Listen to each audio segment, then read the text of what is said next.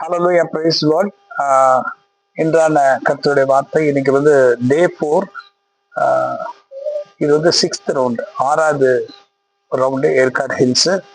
இன்னைக்கு வசனம் ஏசாயா 54ஆம் அதிகாரத்துல 12ஆம் வசனத்துல, உன் பலகணிகளை பளிங்கும், உன் வாசல்களை மாணிக்க கற்களும், உன் மதில்களை எல்லாம் உச்சிதமான கற்களுமாக்குவேன். இந்த வசனத்துல போட்டிருக்கப்படி உன் பலகணிகளை பளிங்கும், உன் வாசல்களை மாணிக்க கற்களும், உன் மதில்கள் எல்லாம் உச்சிதமான கற்களுமாக்குவேன். அப்போ நம்முடைய மதில்கள் என்றால் என்ன? நம்மை எதுக்காக மதில் வச்சிருக்கிறோம்? ஒரு பாதுகாப்புக்கு, ஒரு அரணுக்கு, அதுக்கப்புறம் முக்கியமா அநேக விதமான காரியங்களுக்கு ஒரு மதில் இருக்கும். யாரும் வெளியே ஆளுங்க உள்ள என்டர் ஆகக்கூடாது. அது மாத்திரம் இல்ல, ஒரு ஒரு பியூட்டி. அந்த மதில பார்க்கும்போது அழகா இருக்கும். ஸோ இதுக்குள்ள இருக்கவங்க இன்னும் அழகா இருப்பாங்க. பாருங்க, இதுதான் கர்த்தருடைய ஆசீர்வாதத்தின் வார்த்தை. இந்த 6வது வாக்குல கர்த்தராகிய இயேசு கிறிஸ்து நாமத்தினாலே நான் பேசுகிறேன். உன் பலகணிகளை பளிங்கும். உன் வீட்டுக்குள்ள எல்லாம் பளிங்கா இருக்கும், எல்லாமே சூப்பரா இருக்கும்.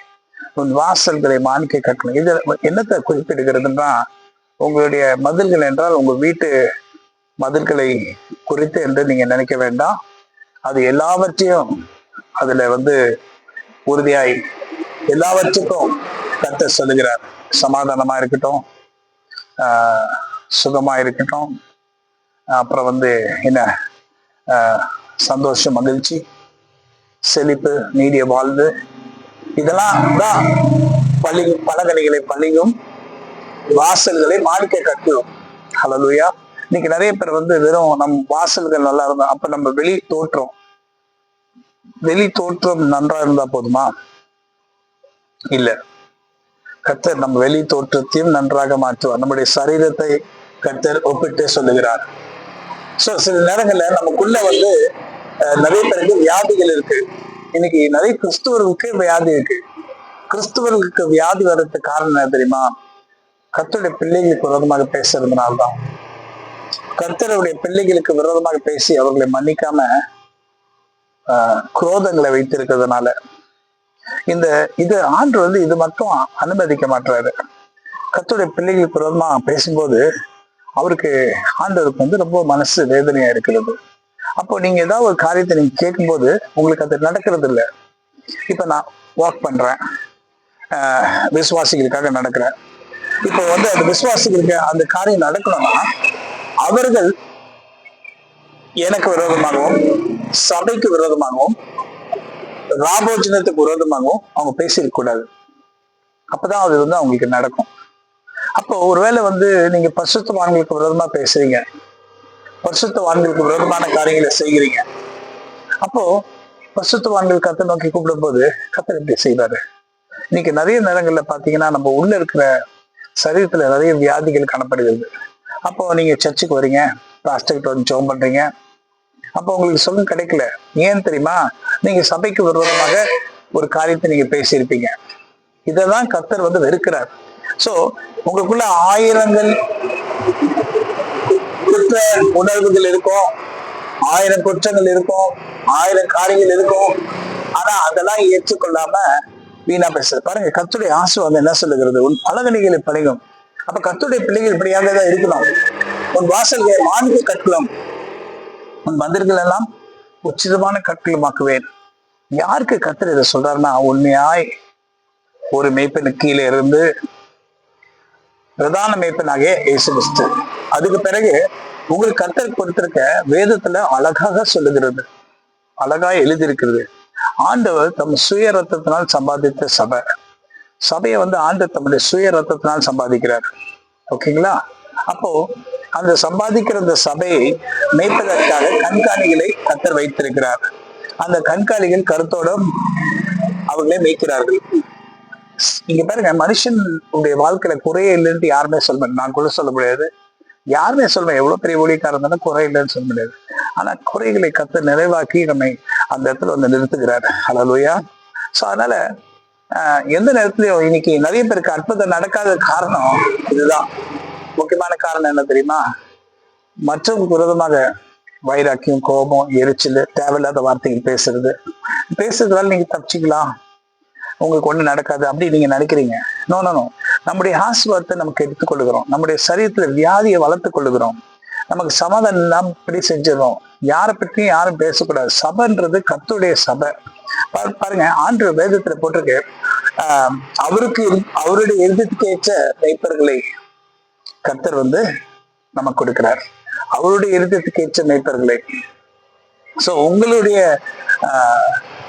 எழுதத்துக்கு ஏற்ற மேய்ப்பர்களை கர்த்தர் உங்களுக்கு கொடுக்கல.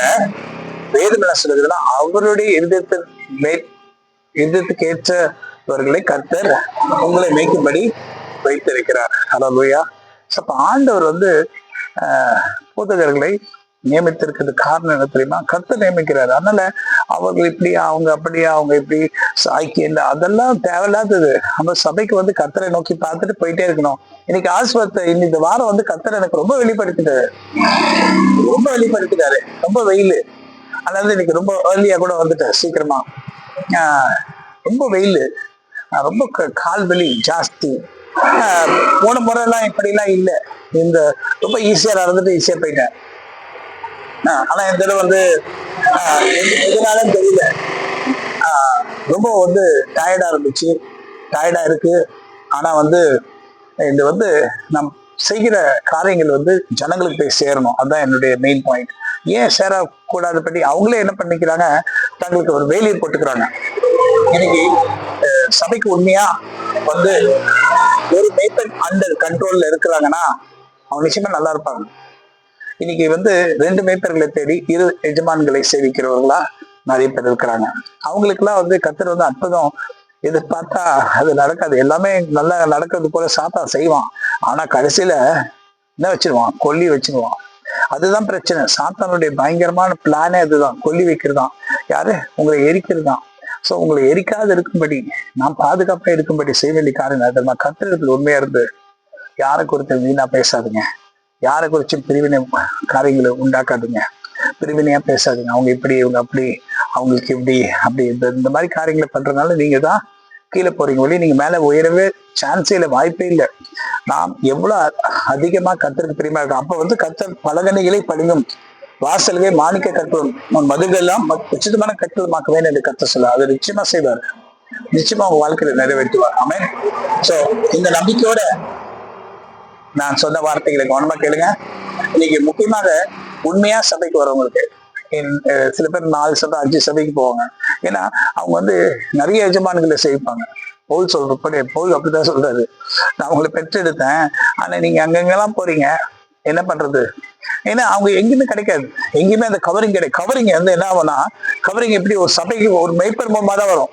அந்த மேய்ப்பரை விட்டு வேற பந்துல போய் ஒரு ஆடு போய் நான் இங்க மேய்றேன், இங்க ரொம்ப நல்லா இருக்கு அப்படின்னு சொல்லிச்சுன்னா, இங்க நிறைய ஃப்ரெண்ட்ஸ் இருக்காங்க, இங்க மேய்றேன்னு சொல்லிச்சுன்னா அந்த ஆடு செத்துரும். ஏன் செத்துரும்னா, அந்த மேய்ப்பனால அந்த ஆடை பராமரிக்க முடியாது. சர்ச்சில உண்மையான மேய்ப்பனை தேடி வர முடியாது. ஏன்னா அவங்க இருமனத்தோட இருந்ததுனால இன்னைக்கு உண்மையா சபைக்கு ஒழுங்காய் கரெக்டா வருகிறவர்களுக்காக நான் நிச்சயமாக இதே நாளத்தில் ஜெபிக்கிறேன். கர்த்தர் பெரிய காரியங்களை செய்கிற தேவன் பெரிய காரியங்களை நிச்சயமாக செய்வார். கர்த்தர் உங்களை ஆஸ்வதிப்பார், பலப்படுத்துவார். இந்த 6வது ரவுண்ட்ல நான் உங்களை ஆஸ்வதிக்கிறேன். இந்த ஆசீர்வாதம் உண்மையா இருக்கிற தேவ பிள்ளைகளுக்கு அது போய் சேர்வதாக. ஆமென். God bless you. ஆமென்.